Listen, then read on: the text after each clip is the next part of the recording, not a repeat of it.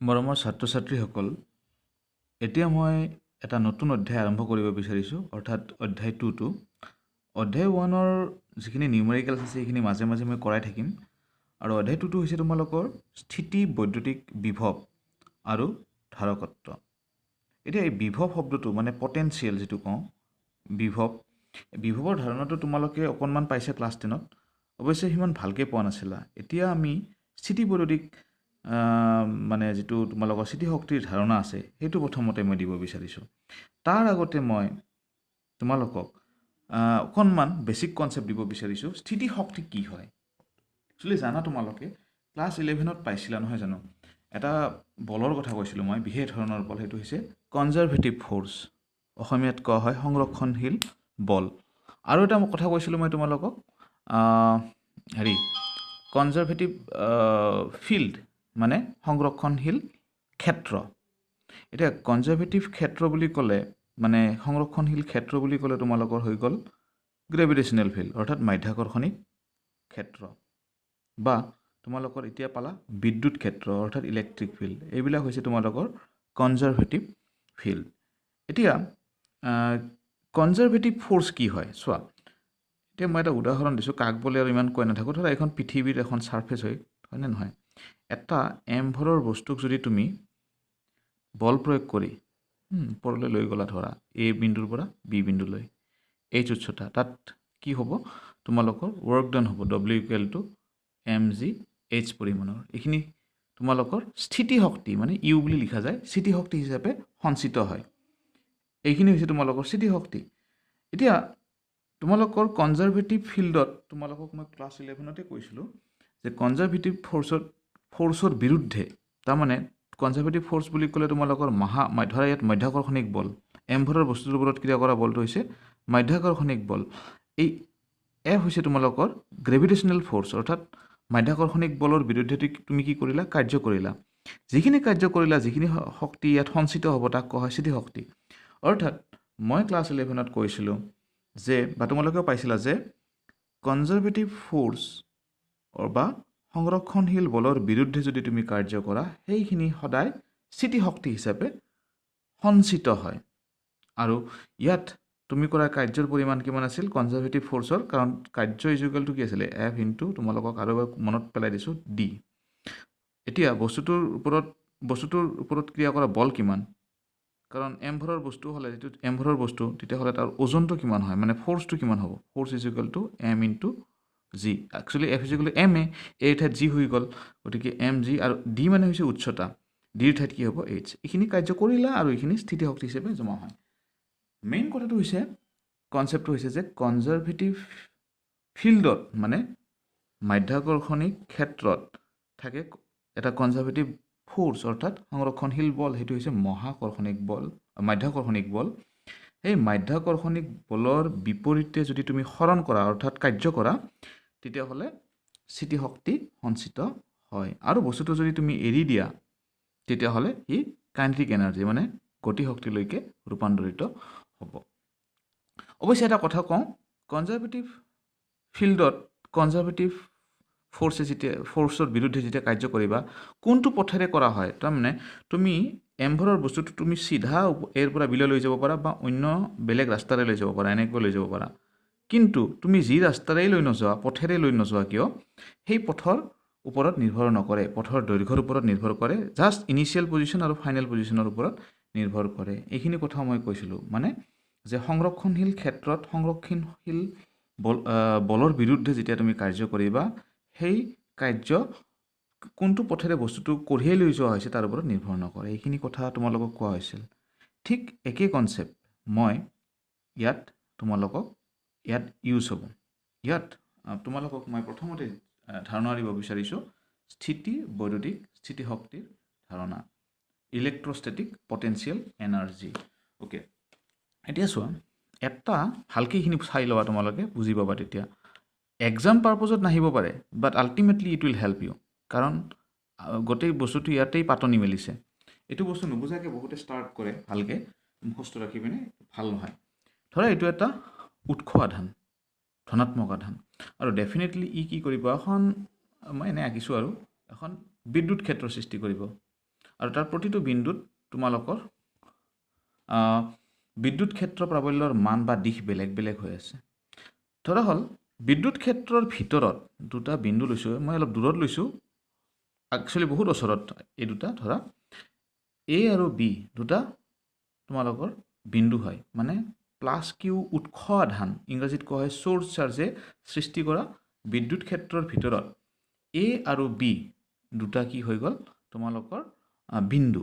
Okay এটা line আঁকি দিওঁ মই লাইন জইনিং সহজ হ'ব কামটো বুজোৱাত এতিয়া ধৰা হ'ল এটা আধান কিউ মানে এটা ক্ষুদ্ৰ আধান কিবা পৰীক্ষণীয় আধান বুলিও ক'ব পাৰা সিও ধনাত্মক তাক মই কি কৰিব বিচাৰিছোঁ এৰ পৰা বিলৈ আনিব বিচাৰিছোঁ ঠিক আছে অৱশ্যে এটা কথা আমি ইয়াত মই ক'ব পাহৰিছোঁ যে যদিও এ আৰু বি মই বহুত দূৰত আঁতৰত ৰাখিছোঁ একচুৱেলি ইহঁত মানে মাইক্ৰস্কপিকেলি বহুত ওচৰত হ'ব আৰু সেইকাৰণে ইহঁতৰ মই প্ৰতিটো বিন্দুত যিটো বল হ'ব সেইটো মই মানে কি বল বৈদ্যুতিক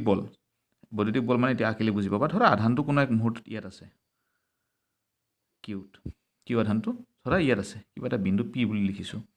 এতিয়া ইয়াৰ ওপৰত ক্ৰিয়া কৰা বলটো কি হ'ব তোমালোকে কুলম্বৰ সূত্ৰটো পাইছাই যিহেতু এইটোও ধনাত্মক এইটোও ধনাত্মক আধান এই আধানটোৱে কি কৰিব ইয়াক ৰিপেল কৰিব এটা বলেৰে সেই বলটো হৈছে তোমালোকৰ স্থিৰ বৈদ্যুতিক বল মই ইয়াত লিখিছোঁৱে ইয়াত লিখিছোঁ এফ ই অ'কে বৈদ্যুতিক বল এটাই ক্ৰিয়া কৰিব পাছত মই কৈ দিম নোটছটো লিখিছোঁ দৰকাৰ আছে অলপমান পঢ়িব লাগিব তোমালোকে এতিয়া চোৱা এফ ই হৈছে তোমালোকৰ বিকৰ্ষণী বল তাৰমানে যদি তুমি এইটো ঋণাত্মক আধান ৰাখিলাহেঁতেন টানিলে হৈ গ'ল হয় ইপিনে তেতিয়াহ'লে ইপিনে হ'লে এফ ইটো এতিয়া চোৱা এই আধানটো তুমি মানে প্লাছ কিউ ধৰা হ'ল ইয়াৰ পৰা ক'লৈ লৈ যাব বিচাৰিছা বি লৈ তাৰ মানে তুমি কি প্ৰয়োগ কৰিব লাগিব আধানটো এনে যাব নোৱাৰে তাৰ ওপৰত এটা বাহ্যিক বল এক্সটাৰ্নেল ফ'ৰ্চ মানে এক কৰিব লাগিব এক্সটাৰ্নেল ফ'ৰ্চ আকৌ এই আধানটোক যেতিয়া লৈ যাম প্লাছ কিউ আধানটোক ত্বৰণ শূন্য মানে আধানটোৰ ত্বৰণ শূন্য হ'ব লাগিব ত্বৰণ শূন্য মানে ইয়াৰ বেগৰ পৰিৱৰ্তন হ'ব নোৱাৰে ইউনিফৰ্ম ভেলচিটি তাৰমানে ভিটো কি হ'ব লাগিব কনষ্টেণ্ট মানে ধ্ৰুৱক হ'ব লাগিব ঠিক আছে এতিয়া তোমালোকক ক্লাছ 9তে কোৱা হৈছিল যে এটা বস্তু ত্বৰণ শূন্য গতিত কেতিয়া গতি কৰিব যেতিয়া বস্তুটোৰ ওপৰত ক্ৰিয়া কৰা মুঠ বল শূন্য হয়নে নহয় বেলেঞ্চ ফ'ৰ্চ হ'ব লাগিব অৰ্থাৎ নেট ফ'ৰ্চটো কেনেকুৱা হ'ব লাগিব এফ নেট মানে কিউ আধানৰ ওপৰত ক্ৰিয়া কৰা মুঠ বল কি হ'ব এটা হৈ গ'ল তোমালোকৰ এফ এক্সটাৰ্নেল ফ'ৰ্চ হয়নে আৰু এটা প্লাছ কি হৈ গ'ল তোমালোকৰ বিপৰীত দিশত আছে ভেক্টৰটো মই হেৰি কৰি দিলোঁ এটা হৈ গ'ল তোমালোকৰ এফ ই বল ঠিক আছে মুঠ বলটো কি হ'ব লাগিব 0 হ'ব লাগিব মানে ত্বৰণ শূন্য হ'ব লাগে কাৰণ তোমালোকে পাইছে নহয় ত্বৰণ শূন্য মানে কি এফ ইজ ইকুৱেল টু ধৰা F net equal to m a ত্বৰণ শূন্য যদি হ'ব লাগে নেট ফ'ৰ্চ কি হ'ব লাগিব 0 ইয়াত লিখিছোঁ নহয় 0 হ'ব লাগে মানে এম এ ইকুৱেল টু 0 তাৰমানে এমটো কেতিয়াও 0 হ'ব নোৱাৰে আধানৰ ভৰ আছে হয়নে নহয় ইলেক্ট্ৰন একেবাৰে ক্ষুদ্ৰ হ'লেও তাৰ কিবা এটা ভৰ আছে বা প্ৰটন ল'লে তাৰ ভৰ আছে বা তাতকৈও ডাঙৰ আধান ল'লেও ভৰ আছে গতিকে এম নট ইকুৱেল টু 0 তাৰমানে এ 0 হ'ব হয়নে নহয় এইটো কথা কৈছোঁ গতিকে এফ নেটটো যদি 0 হ'ব লাগে তেতিয়াহ'লে এই দুটা বলৰ যোগফল তাৰমানে দুটাই বিপৰীত দিশত আছে দুটাৰ যোগফল 0 হ'ব লাগিব তাৰমানে এফ এক্সটাৰ্নেল এক্সাক্টলি ইকুৱেল এইটো প্লাছ আছে ইপিনে গ'লে কি হ'ব মাইনাছ এফ ই তাৰমানে বাহ্যিক বলটো এফ ইৰ সমান কিন্তু বিপৰীতমুখী হ'ব লাগিব নহ'লে আমি কেলকুলেট কৰিব নোৱাৰিম এই কনচেপ্টটো ইয়াতো কৰা হৈছিল আমি যে আমি কনচেপ্ট দিছিলোঁ যে এম ভৰৰ বস্তু এটাক যেতিয়া আমি ওপৰলৈ দাঙিব লাগিব কাৰ্য কৰিব লাগে তেতিয়া আমি সদায় কি লওঁ মানে তাৰ ওপৰত ক্ৰিয়া কৰা বলটো কি লৈছিলোঁ আমি ক্ৰিয়া কৰা বলটো লৈছিলোঁ F is equal to M G কাৰণ ইয়াৰ ওজনটো ৱেইটটো কিমান আছিলে W equal to M G নহ'লে কি হ'ব সমান নল'লে কি হ'ব সমানক কিন্তু বিপৰীতমুখী বল প্ৰয়োগ কৰিব লাগিব ওপৰলৈ নিবলৈ হ'লে ইয়াৰ পৰা বিলৈ কাৰণ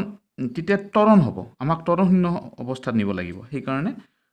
এম জি হিচাপে লৈছিলোঁ নহ'লে কেলকুলেট কৰিব নোৱাৰিম আমি ইয়াতকৈ ডাঙৰ ল'লে আমি কি লৈছোঁ কেনেকৈ কেলকুলেশ্যনটো কৰিম সেইকাৰণে কৰা হয় যিয়ে নহওক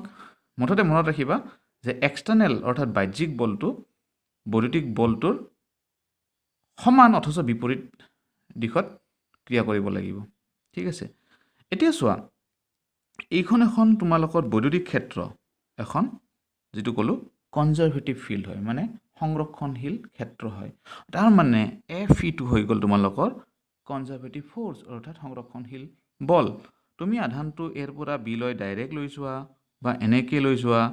বা এনেকৈ লৈ যোৱা it doesn't matter ultimately initial পজিশ্যনটো হৈছে এ ফাইনেল পজিশ্যনটো হৈছে বি প্ৰাৰম্ভিক স্থান হৈছে এ আৰু অন্তিম স্থান হৈছে বি মানে হৰণটোৰ ওপৰতহে নিৰ্ভৰ কৰিব ধৰা হ'ল হৰণটো হৈছে ইয়াত ডি আৰ তাৰমানে এৰ পৰা বিলৈ কোনো বাহ্যিক বল এফ এক্সটাৰ্নেলেৰে নিবলৈ হ'লে কাৰ্য কৰিব লাগিব তাৰমানে ডব্লিউ এ বি কাৰ্য কিমান এৰ পৰা বিলৈ কঢ়িয়াই নিওঁতে কৰা কাৰ্যটো কিমান হ'ব ডব্লিউ এ বি সেই কাৰ্যখিনি কি হিচাপে সঞ্চিত হ'ব ইয়াত এৰ পৰা বিলৈ লৈ গ'লে স্থিতি শক্তি ইয়াত যেনেকৈ হৈছিলে তোমাৰ এৰ পৰা যদি তোমাৰ ধৰা ভূমিৰ পৰা ভূপৃষ্ঠৰ পৰা কিবা এটা উচ্চতালৈ যদি তুমি বস্তু এটা লৈ যোৱা কি হয় স্থিতি শক্তি এম জি এইচ হয় U equal to M G H কাৰণ তুমি ইমানখিনি কাৰ্য কৰিছিলা গতিকে তুমি যিখিনি কাৰ্য কৰিলা এৰ পৰা বিলৈ আনোতে সেইখিনি কি হিচাপে সঞ্চিত হ'ব স্থিতি শক্তি হিচাপে সঞ্চিত হ'ব এতিয়া চোৱা স্থিতি শক্তিটো কিমান হ'ব মানটো এ টু বি ইয়াত মই লিখিছোঁ এইটো কোনে বলটো প্ৰয়োগ কৰিছে এক্সটাৰ্নেল ফ'ৰ্চে কাৰ্য কৰা ইনটু ডট ডি আৰ তাৰমানে এইটো বুজি পালা বোধহয় কাৰণ এৰ পৰা বিলৈ তোমালোকে যিখিনি তুমি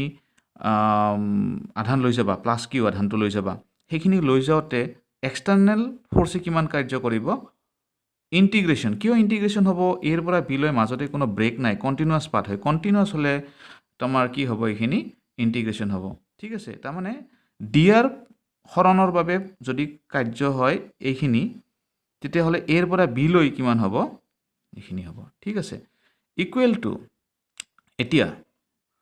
এফ এক্সটাৰ্নেল মানে কি মাইনাছ এফ ই সেইকাৰণে এটা মাইনাছ আহি গ'ল এ টু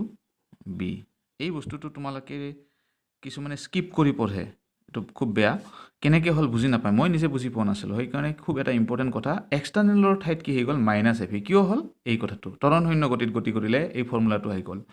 এতিয়া এফ মানে কি হয় তোমালোকে আটাই জানা এফ মানে মই আগৰ চেপ্টাৰত কৈছোঁ F is equal to q into E কেনেকৈ হৈ গ'ল ধৰা ইয়াত ইলেক্ট্ৰিক ফিল্ড ইণ্টেনচিটিটো কিমান এইটো দিশত ই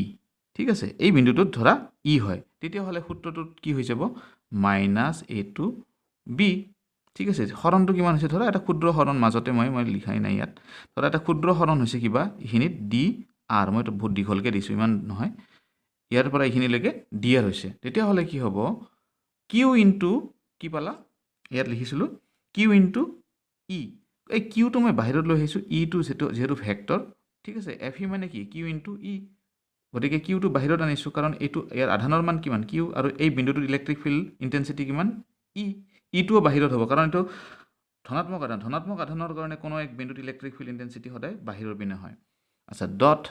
ডি আৰ ভেক্টৰ তাৰমানে তুমি কিমান কাৰ্য কৰিলা W A B is equal to external ফ'ৰ্চে কৰা অৰ্থাৎ বাহ্যিক বলে কৰা কাৰ্যটো হ'ব তোমালোকৰ ইণ্টিগ্ৰেশ্যন মানে এৰ পৰা বিলৈ গোটেই মুঠ পদটোত হ'ব এৰ পৰা বিলৈ F external dot D R vector কিন্তু তুমি যদি কোৱা বৈদ্যুতিক ক্ষেত্ৰখনে কিমান কৰিছে তাৰমানে তেতিয়াহ'লে বৈদ্যুতিক বলটোৱে কিমান কৰিছে তেতিয়াহ'লে এইটো পুট কৰি দিব লাগিব এইখিনি ভেলুটো পুট কৰি দিলে কি হ'ব এইখিনি হ'ব এইটো ফৰ্মুলা কামত আহিব পাছত ঠিক আছে এইখিনি তোমালোকে চাই ল'বা এইখিনি ঠিক আছে এতিয়া এৰ পৰা বিলৈ যিখিনি কাৰ্য কৰিল আনতে বাহ্যিক বলে সেই কাৰ্যখিনি ইয়াত বিত কি হ'ব এ আৰু বিৰ মাজত কি হ'ব স্থিতি শক্তিৰ পাৰ্থক্য হিচাপে থাকিব কাৰণ এ বিন্দুটো কিবা এটা স্থিতি শক্তি আছেই আৰু বি বিন্দুটো কিবা এটা স্থিতি শক্তি আছেই গতিকে এৰ পৰা বিলৈ আনোতে যিখিনি কাৰ্য কৰা হ'ল সেইখিনিয়ে হ'ল বি বিন্দু আৰু এ বিন্দুৰ মাজৰ স্থিতি শক্তিৰ পাৰ্থক্য ঠিক আছে এতিয়া মই এইখিনি বস্তু যিখিনি বুজালোঁ তোমালোকক মই নোটছটো লিখিছোঁ তাত কামত আহিব এইখিনি তোমালোকে ট্ৰাই মনত ৰখাৰ কাৰণে বুজি নাপালে আৰু এবাৰ ৰিপিট কৰিবা ভিডিঅ'টো ঠিক আছে বুজি পাবা বেছি টান নহয় এতিয়া চোৱা মই সেই আগৰ চিত্ৰটোৱে অকণমান জটিল আছিল এইখিনি মই চিম্পলকৈ আঁকিছোঁ ধৰা এইটো এটা উৎস আধান প্লাছ কিউ উৎস আধান আৰু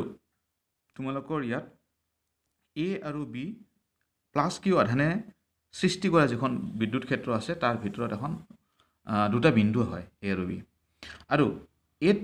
স্থিতি শক্তি কিমান ইউ এ স্থিতি শক্তিক আমি ইউ বুলি লিখোঁ ভিক আৰু বিভৱক ভি বুলি লিখোঁ ঠিক আছে আকৌ বিট স্থিতি শক্তি যদি বিট আধানটো ৰাখা তেতিয়াহ'লে কিমান হ'ব স্থিতি শক্তি ইউ বি, এইটো ধৰি লৈছোঁ আমি। এতিয়া কোনো এটা আধান তুমি চোৱা প্লাছ কিউ আধানটো ত্বৰণশূন্য গতিত যদি এৰ পৰা বিলৈ আনিলে কি হ'ব, F external equal to minus F E. তাৰমানে বাহ্যিক বলটো এফ ইৰ অৰ্থাৎ বৈদ্যুতিক বলৰ সমান অথচ বিপৰীত হ'ব লাগিব। বিপৰীত মানে মাইনাছ মানে বিপৰীত। কাৰণটো মই কৈছোঁ এ জিৰ' হ'বলৈ হ'লে প্লাছ কিউৰ ওপৰত মুঠ বলটো কি হ'ব লাগে, নেট ফ'ৰ্চ কিমান হ'ব লাগিব, F external plus F E is equal two 0। সেইটোৱে যদি হয় তেতিয়াহ'লে F external equal to minus F E হ'বই, সেইকাৰণে এইটো হয়। আৰু মই অলপ এইখিনি এনে ব্ৰেকেটত লিখিছোঁ, এইবিলাক কনচেপ্ট এক্সামত যে আহিব তেনেকুৱা নহয়, বাট কনচেপ্টটো বিল্ড কৰাৰ কাৰণে মই এইখিনি লিখিছোঁ। এতিয়া চোৱা এফ নেট মানে এম মানে ধৰা কাৰ এম হৈছে কাৰ ভৰ, আধানটো কিউৰ ভৰ, আৰু এক্সিলাৰেশ্যন ইয়াৰ এক্সিলাৰেশ্যন, কিন্তু এক্সিলাৰেশ্যন ইয়াৰ নাই, কাৰণ এম কেতিয়াও 0 নহয়। যিকোনো আধানৰ তোমালোকৰ কি আছে, ভৰ আছে। ঠিক আছে, এতিয়া চোৱা প্লাছ কিউ এইখিনি কৈছোঁৱেই মই, আৰু এবাৰ মই নোটছটোত বুজাই দিছোঁ কাৰণ তোমালোকে আৰু নোটছটো ৰিভিজন কৰিলে ভালকৈ বুজি পাবা। প্লাছ কিউৰ বৈদ্যুতিক ক্ষেত্ৰৰ কোনো বিন্দু এৰ, প্লাছ কিউৰ বৈদ্যুতিক ক্ষেত্ৰ, এইখন বৈদ্যুতিক ক্ষেত্ৰ ইয়াত মনত ৰাখিবা দেই, এ আৰু বি কিন্তু ভিতৰত আছে দেই বৈদ্যুতিক ক্ষেত্ৰৰ। এৰ পৰা বি বিন্দুলৈ ত্বৰণ শূন্য গতিত এই যে এ জিৰ' প্লাছ কিউব কঢ়িয়াওঁতে বাহ্যিক বলে কৰা কাৰ্যৰ পৰিমাণ অলৰেডি কৈছোঁ মই, ডব্লিউ এ বি এৰ পৰা বিলৈ আনোতে কৰা কাৰ্য কিমান হ'ব। যদি ইয়াত মই এটা ক্ষুদ্ৰ অংশ ইয়াত মই এইটো ভুল কৰি লিখিছোঁ, ডি আৰটো এইখিনি লিখিবা, ডি আৰ, দুটা পইণ্ট লিখিলে হ'ল কিবা। ঠিক আছে, ধৰা এইটো পি পইণ্ট আৰু এইটো কিউ পইণ্ট হা। ইয়াত বহুত গেপটো বহুত দিছোঁ, ইমান নহয়, এইটো মানে মাইক্ৰস্কপিক ফিল্ডত বহুত কম হ'ব। পি কিউৰ মাজৰ হৰণটো হৈছে ধৰা ডি আৰ ভেক্টৰ। যদি ডি আৰ হৰণৰ বাবে ৱৰ্ক ডান হয় বাহ্যিক বল হ'লে এফ এক্সটাৰ্নেল এইখিনি হয়, তেতিয়াহ'লে এৰ পৰা বিলৈ হ'বলৈ হ'লে কি কৰিব লাগিব, আটাইবোৰ ডি আৰৰ যোগফল ল'ব লাগিব, যিটো কণ্টিনিউৱাছ পাথ হয়, গতিকে ইণ্টিগ্ৰেশ্যন কৰিব লাগিব এ টু বি। আৰু এফ এক্সটাৰ্নেল মানে এফ ই হয়, গতিকে আকৌ এফ ই মানে কি, এফ ই মানে মই ইয়াত লিখি থওঁ, তোমালোকে প'ষ্ট কৰি নোটছটো লিখিবাই যিহেতু, এফ ই মানে হৈ গ'ল তোমালোকৰ কিউ ইনটু ই। ই কোনপিনে হয়, ই তোমালোকৰ এইটো দিশত থাকিব, বিপৰীত দিশত। কিয়, ধনাত্মক আধানৰ বাবে ইলেক্ট্ৰিক ফিল্ড বিপৰীত দিশত হয়। ঠিক আছে, তোমালোকে ইয়াতো দিব পাৰা ই ভেক্টৰটো, E vector is along the direction of F E, বৈদ্যুতিক বলৰ দিশতেই হয়। এইখিনি এনে মনত ৰাখিবা, পাছত ক'ৰবাত কামত আহিব। তোমালোকে এতিয়া নিট থিট দিব গ'লে আল্টিমেটলি মুখস্থ কৰি কোনো কাম নাই। যিকোনো কম্পিটিটিভ এক্সামত কি হ'ব লাগিব, কনচেপ্ট ক্লিয়াৰ হ'ব লাগে। এই কাৰ্যখিনি মানে যিখিনি কাৰ্য কৰিলোঁ, যিখিনি কাৰ্য মানে এইখিনি W A B equal to এইখিনি হয়নে, এই কাৰ্যখিনি হ'ল বিন্দু দুটাৰ মাজৰ স্থিতি শক্তিৰ পাৰ্থক্য। স্থিতি শক্তিৰ পাৰ্থক্য, ডেল্টা মানে পাৰ্থক্য তোমালোকে জানা, মেথমেটিকেলি বুজায়। ইউ মানে স্থিতি শক্তি, ভি মানে হৈছে বিভৱ। স্থিতি শক্তিৰ পাৰ্থক্য হৈছে ইউ বি আৰু ইউ এৰ মাজৰ স্থিতি শক্তিৰ পাৰ্থক্য, মানে অন্তিম স্থান আৰু প্ৰাৰম্ভিক স্থানৰ স্থিতি শক্তিৰ পাৰ্থক্য। ঠিক আছে, এই কাৰ্যখিনিয়ে হৈছে স্থিতি শক্তিৰ পাৰ্থক্য। ঠিক আছে, যদি এই বিন্দুটো অসীমত থাকে, আচ্ছা এতিয়া এটা কথা হৈ গ'ল, মই আগৰ যিটো ডায়েগ্ৰাম আঁকিছিলোঁ, এই বিন্দু যিটো আছিলে সেইটো যদি অসীমত থাকে, মানে বৈদ্যুতিক ক্ষেত্ৰৰ বাহিৰত, বৈদ্যুতিক ক্ষেত্ৰতো এটা কোনো শাৰ্প ডিফাইন বাউণ্ডাৰী ঠিক নাই, মই ধৰি লৈছোঁ এই বিন্দুটো ইনফিনিটিত আছে, বি বিন্দুটো কিন্তু বিদ্যুৎ ক্ষেত্ৰখনৰ ভিতৰত আছে, তেতিয়া কি হ'ব, মানে এ আগতে ভিতৰত আছিল, এইবাৰ চোৱা কেছটো, তাৰমানে this point A is outside the electric field. ঠিক আছে, তেতিয়া কি হ'ব, এতিয়া কনচেপ্টটো চোৱা, যদি এই বিন্দুটো অসীমত থাকে, অৰ্থাৎ কিউৰ বিদ্যুৎ ক্ষেত্ৰৰ বাহিৰত থাকে, তেন্তে অসীমৰ পৰা বি বিন্দুলৈ প্লাছ কিউত আধানটো কঢ়িয়াওঁতে কৰা কাৰ্য উক্ত বিন্দুৰ বিত আধানটোৰ স্থিতি বৈদ্যুতিক স্থিতি শক্তি হিচাপে সঞ্চিত হয়। এতিয়া এই বিন্দুটো যদি অসীমত থাকে, তাৰমানে এ ইনফিনিটিত আছে, প্লাছ কিউ আধানটোৰ পৰা বহুত আঁতৰত আছে, য'ত তাৰমানে কোনো বিদ্যুৎ ক্ষেত্ৰ নাই, তাৰ পৰা সেই ধৰা অসীমৰ পৰা তুমি আনি আছা। ঠিক আছে, আগতে ক'ৰ পৰা আনিছিলা, এৰ পৰা বি আনিছিলা, এতিয়া এৰ ঠাইত কি হ'ব, ইনফিনিটি টু বি হ'ব। তেতিয়া যিখিনি কাৰ্য কৰিবা, অৰ্থাৎ ডব্লিউ ইনফিনিটি টু বি, এৰ ঠাইত কি লিখিছোঁ ইনফিনিটি, এইটো যিহেতু ইনফিনিটিত আছে সেইকাৰণে ইনফিনিটি টু বি কৰিলে আনিলে যিখিনি তোমালোকৰ কাৰ্য কৰিবা, ইনফিনিটিৰ পৰা বি বিন্দুলৈ আনোতে যিখিনি কাৰ্য কৰিবা, অৰ্থাৎ ডব্লিউ ইনফিনিটি টু বি যিখিনি কাৰ্য কৰিবা, সেই কাৰ্যখিনিয়ে বি বিন্দুটোত স্থিতি শক্তি মানে আল্টিমেটলি স্থিতি বৈদ্যুতিক স্থিতি শক্তি হিচাপে সঞ্চিত হয়। স্থিতি শক্তিয়ে কিন্তু ইয়াত কোৱা হয় স্থিতি বৈদ্যুতিক স্থিতি শক্তি হিচাপে সঞ্চিত হয়। গতিকে আমি সেই আগৰ এইটো বস্তুকে লিখিব পাৰোঁ, ডব্লিউ এৰ ঠাইত লিখিম ইনফিনিটি টু বি, আৰু ইউ বিটো ঠিকে লিখিছোঁ, কিন্তু এৰ ঠাইত কি লিখিছোঁ ইনফিনিটি, কাৰণ এইটো ইনফিনিটিত আছে, অসীমত আছে, ইয়াত লিখি দিছোঁ মই। কিন্তু অসীমত কি হ'ব স্থিতিশক্তি শূন্য কাৰণ অসীমত স্থিতিশক্তি শূন্য মানে কি তোমালোকৰ তাত কোনো ধৰণৰ বলেই নাই য'ত বলেই নাই কোনো কনজাৰভেটিভ ফ'ৰ্চ নাথাকিলে কি হয় মানে কোনো বল নাথাকিলে স্থিতিশক্তি জমা নহয় বল থাকিব লাগিব কাৰোবাৰ বিৰুদ্ধে কাৰ্য কৰিব লাগিব তেতিয়াহে স্থিতিশক্তি থাকিব গতিকে অসীমত কোনো ধৰণৰ বল নাই গতিকে তাত স্থিতিশক্তিটো কি হ'ব শূন্য হ'ব গতিকে স্থিতিশক্তি হিচাপে সঞ্চিত হ'ব তাৰমানে অসীমৰ পৰা ইনফিনিটিৰ পৰা বি বিন্দুলৈ বি বিন্দুটো ক'ত আছে বিদ্যুৎ ক্ষেত্ৰৰ ভিতৰত আছে আনতে যিখিনি কাৰ্য কৰিলা সেইখিনিয়ে বি বিন্দুৰ স্থিতিশক্তি হিচাপে সঞ্চিত হ'ব এইখিনি মনত ৰাখিবা কনচেপ্ট এইটো এটা 2 নম্বৰ কনচেপ্ট আহি গ'ল এতিয়া নেক্সট কথাটো হৈ গ'ল এৰ পৰা বি বিন্দুলৈ একক ধনাত্মক আধান মানে কিউ ইজ ইকুৱেল টু 1 একক ধনাত্মক আধান কঢ়িয়াওঁতে বাহ্যিক বলে কৰা কাৰ্যৰ পৰিমাণেই হ'ল বিন্দু দুটাৰ মাজৰ স্থিতি বৈদ্যুতিক বিভৱ ভেদ এতিয়া এইটো কথা তোমালোকক কাৰণে বেছি ইম্পৰ্টেণ্ট ঠিক আছে তাৰমানে বিভৱ ভেদ হৈছে কি আমি ইমান সময় কি কৈ আছিলোঁ কিউ আধান আনাৰ কথা কৈ আছিলোঁ যে এৰ পৰা বিলৈ ধৰা কিউ আধান আনোতে যিখিনি কাৰ্য কৰিলোঁ সেইখিনি আছিলে স্থিতিশক্তিৰ পাৰ্থক্য কিন্তু এতিয়া যদি কিউৰ ঠাইত আমি কিউ ইকুৱেল টু 1 একক আধান আনো কঢ়িয়াই লৈ আনো এৰ পৰা বিলৈ তেতিয়াহ'লে যিখিনি কাৰ্য কৰিম একক আধান আনোতে এৰ পৰা বিলৈ সেইখিনিয়ে হৈছে তোমালোকৰ বিন্দু দুটাৰ মাজৰ বিভৱ ভেদ একেবাৰে সহজ বিভৱ ভেদত কি কৰিবা একক আধান ল'লে হ'ল কিউৰ ঠাইত ঠিক আছে তেন্তে বিভৱ ভেদটো কি হ'ব এতিয়া আমি ইউ নিলিখোঁ বিভৱ ভেদ ডেল্টা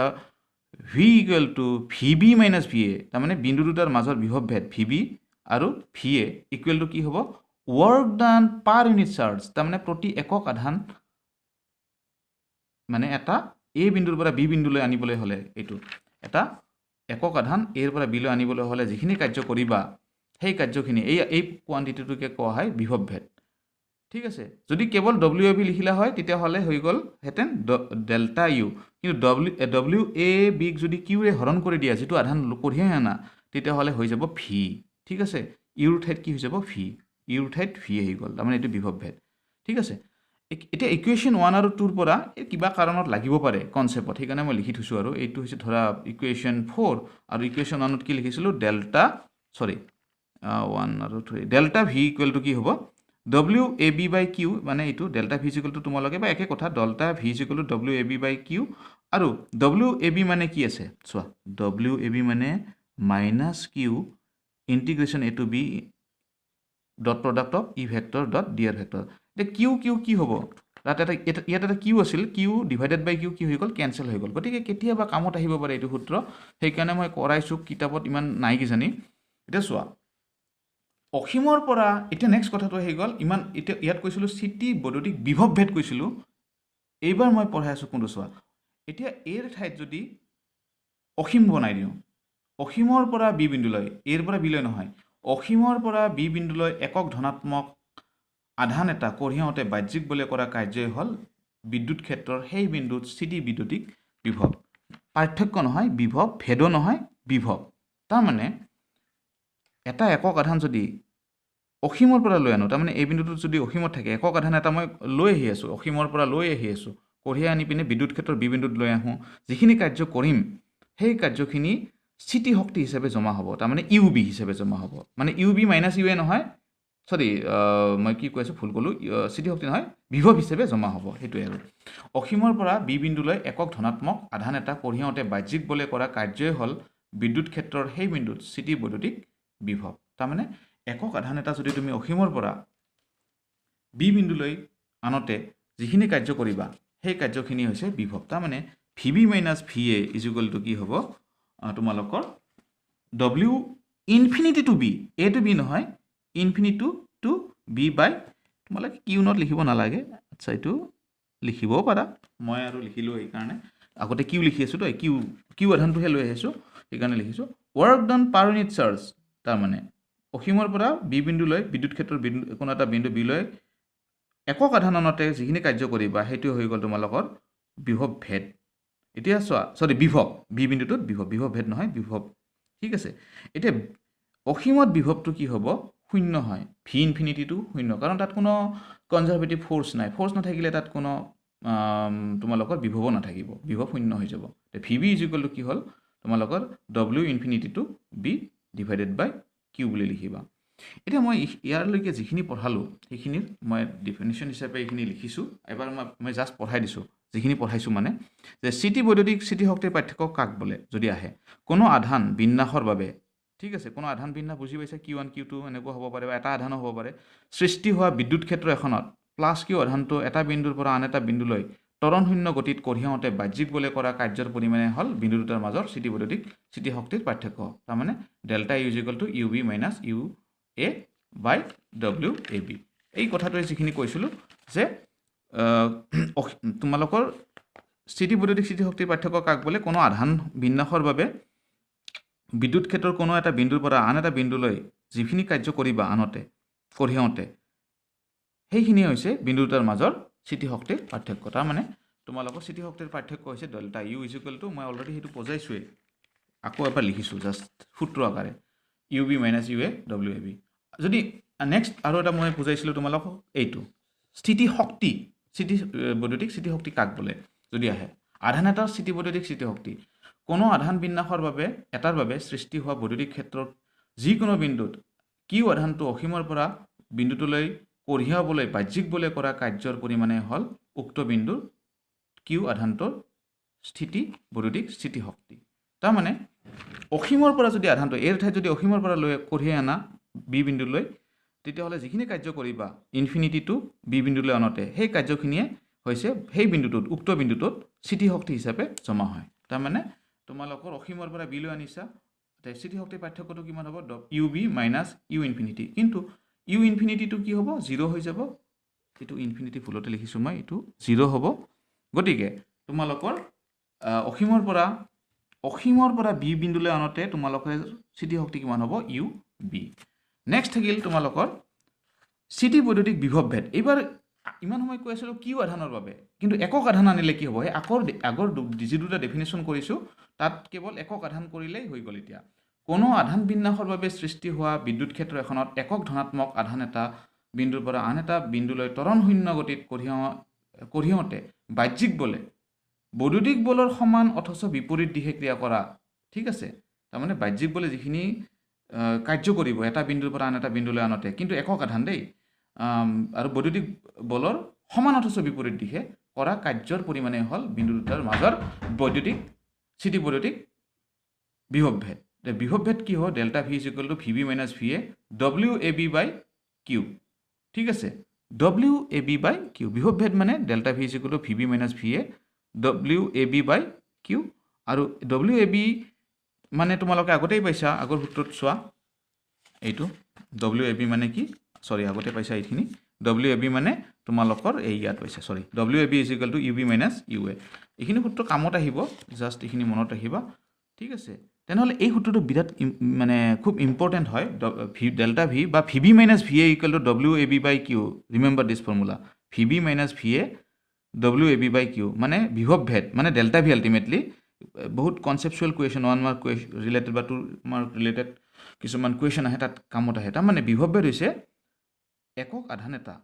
বিদ্যুৎ ক্ষেত্ৰৰ কোনো এটা বিন্দু ধৰা এৰ পৰা বি লৈ কঢ়িয়াই আনতে একক আধান দেই কঢ়িয়াই আনতে যিখিনি কাৰ্য কৰিবা ঠিক আছে পাৰ ইউনিট চাৰ্জ তাৰমানে work done per unit charge একক আধান এটা আনতে যিখিনি কাৰ্য হ'ব সেইখিনি হৈছে বিন্দু দুটাৰ মাজৰ বিভৱ ভেদ অৰ্থাৎ V B minus V A এইখিনি তোমালোকে মনত ৰাখিবা আকৌ ডব্লিউ এ বি মানে এইটো লিখিব পাৰি এইটো potential energy difference divided by Q এতিয়া বিভৱ ভেদৰ এছ আই একক কি ভল্ট ভি ফৰ ভল্ট ঠিক আছে কিন্তু আৰু এটা একক হ'ব যিটো ডব্লিউ বাই কি হয় বিভৱ ভেদ মানে কি delta V equal to W by Q গতিকে ডব্লিউৰ ঠাইত আহিব জুল আৰু কিউৰ ঠাইত আহিব কুলম তাৰমানে জুল পাৰ কুলম আৰু মাত্ৰাটো তোমালোকে গমেই পালা delta V equal to W by Q হয় ডব্লিউ মানে এফ ইনটু এছ এফ মানে এম এ গতিকে মাত্ৰাটো এইটো হৈ যাব তোমালোকে চাই ল'বা মই এইখিনি বুজাই নাথাকোঁ আৰু স্থিতি বৈদ্যুতিক বিভৱ পাৰ্থক্য নহয় দে বিভৱ ভেদো নহয় এইবাৰ যদি অসীমত লৈ যোৱা বিন্দুটো আগতে এই বিন্দুটো ভিতৰত আছিলে বিদ্যুৎ ক্ষেত্ৰৰ কিন্তু অসীমত লৈ যোৱা যদি তেতিয়া আহি যাব স্থিতি বৈদ্যুতিক বিভৱ অসীম দূৰত্বৰ পৰা স্থিতি বৈদ্যুতিক ক্ষেত্ৰ এখনৰ কোনো এটা বিন্দু ধৰা বি লৈ একক ধনাত্মক আধান এটা ত্বৰণ শূন্য গতিত কঢ়িয়াওঁতে বাহ্যিক বলে বৈদ্যুতিক বলৰ সমান অথচ বিপৰীত দিশত কৰা কাৰ্যৰ পৰিমাণে হ'ল ক্ষেত্ৰ এখনৰ সেই বিন্দুটোত স্থিতিশক্তিৰ বিভৱ তাৰমানে মই আগতে কৈছোঁ যে অসীমৰ পৰা যদি একক ধনাত্মক আধান এটা মানে এই বিন্দুটো যদি অসীমত থাকে বি বিন্দুলৈ আনতে যিখিনি কাৰ্য কৰিবা তাৰমানে এইটো অসীমৰ পৰা বি বিন্দুলৈ এটা আধান ধৰা এইটো কিউ নট লিখিছোঁ। আচ্ছা কিউ নটো লিখিব পাৰা, মই যিহেতু কিউ লিখিছোঁ কিউ লিখিবা তোমালোকে। ইয়াত মই ভুলতে কিউ নট লিখিছোঁ, মানে পৰীক্ষণীয় আধানটো কিউ নট লিখা হৈছে। অসীমৰ পৰা বি বিন্দুটোলৈ একক আধানতে যিখিনি কাৰ্য কৰিবা সেইখিনিয়ে হৈছে তোমালোকৰ বিন্দুটোত বিভৱ হিচাপে থাকে। তাৰমানে বিভৱ হৈছে কোনো এটা বিন্দুত বিভৱ হৈছে অসীমৰ পৰা সেই বিন্দুটোলৈ অনা কাৰ্যৰ একক আধানতে কৰা কাৰ্যৰ পৰিমাণ। গতিকে এইটো V is equal to W by Q বুলি লিখা যায়। ইয়াত মই বুজোৱাৰ কাৰণে বহুত কিবা কিবি ছাফিক্স লিখিছোঁ, এইখিনিয়ে। তেনেহ'লে তোমালোকে এইখিনি বস্তু ভালকৈ চাবা, ঠিক আছে। বুজি নাপালে মই পিছত আৰু কিবা এটা ভিডিঅ' বনাই ল'ম। এইখিনি যিখিনি পাৰা তোমালোকে বুজাৰ চেষ্টা কৰিবা, ঠিক আছে। নেক্সট ভিডিঅ'ত মই আৰু বেলেগ টপিক এটা আলোচনা কৰিম। এতিয়া মই ৰাখোঁ, বাই।